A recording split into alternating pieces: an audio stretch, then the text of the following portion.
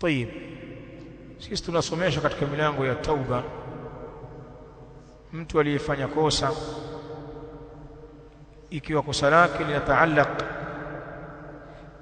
bainahu wa baina huquqi al-adamiyyin, ikiwa kosa la mtu linafungamana baina yake na baina ya haki za wanadamu wenzie, basi ana wajibu mara mbili: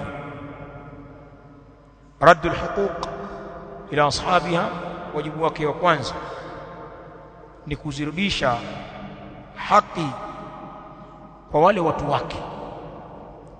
Lazima atahallal, ajihalalishe kwa wale watu kwa kurejesha haki zao, ikiwemo kuwabainishia alichokifanya.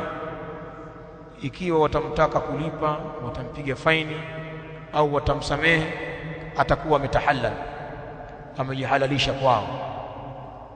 Kisha yale masharti mengine ya at-tauba yataingia hapo, kama an-nadam ala irtikabi al-ma'siyah, ile sharti la kujuta sasa kwenye kulifanya dhambi lile.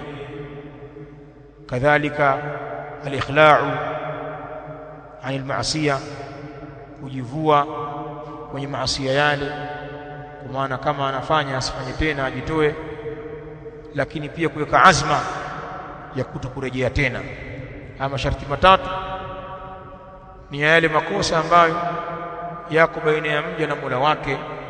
Akitaka kufanya tauba azingatie haya.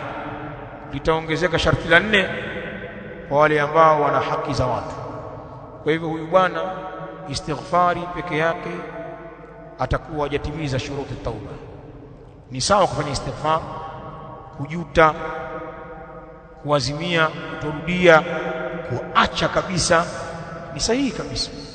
Lakini pia akamueleze bosi wake, ikiwa anatafuta kuhalalika, akamueleze vizuri tu, na ikiwa amekusudia kheri, Allah atamstiri.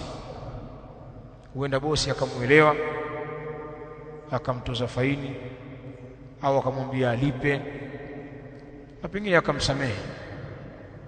Na kama atachukua hatua kwa yeye kukimbilia tauba ya kumfukuza au kumtesa, basi ajue kwamba kwa Allah hajapoteza.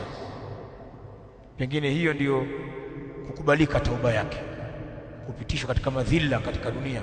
Allah anamsafisha na kuja kumpa lilikuwa bora zaidi. Anayetubia hajutii. Kwa hivyo awe muwazi tu kwa bosi wake, maadamu kaamua kutubia, na Allah atampa msaada, na pengine atampa moyo wa binadamu huyo bosi. Wana wangapi wanaibiwa na hawaambiwi?